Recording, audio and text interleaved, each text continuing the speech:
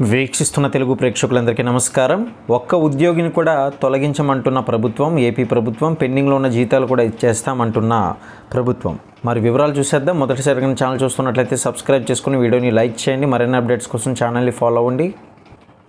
అయితే ఆంధ్రప్రదేశ్లో మధ్యాహ్న భోజనం పథకం కార్మికులకు సంబంధించి ప్రభుత్వం కీలక స్పష్టత అయితే ఇచ్చింది.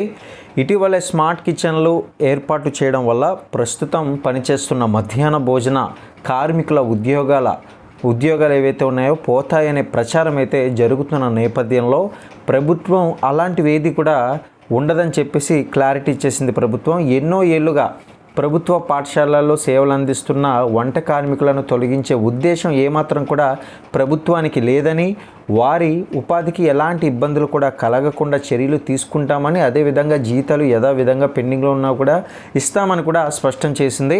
ప్రభుత్వం తెలిపిన వివరాల ప్రకారం ఈ యొక్క స్మార్ట్ కిచెన్ల ప్రధాన లక్ష్యం విద్యార్థులకు మరింత పరిశుభ్రమైన, నాణ్యమైన, పోషకాహారంతో కూడిన భోజనం కూడా అందించడమే తప్ప కార్మికులను తొలగించడం కాదని పేర్కొంది.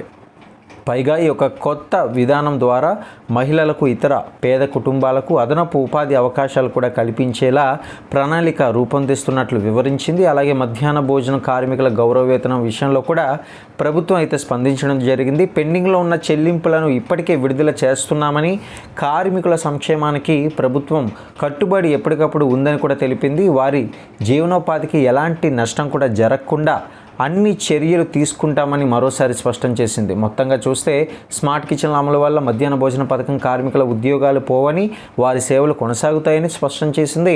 విద్యార్థులకు మెరుగైన నాణ్యత గల భోజనం కూడా అందించడంతో పాటు కార్మికుల ప్రయోజనాలను కూడా కాపాడుతామని ప్రభుత్వం ఈ యొక్క సందర్భంగా వెల్లడించింది.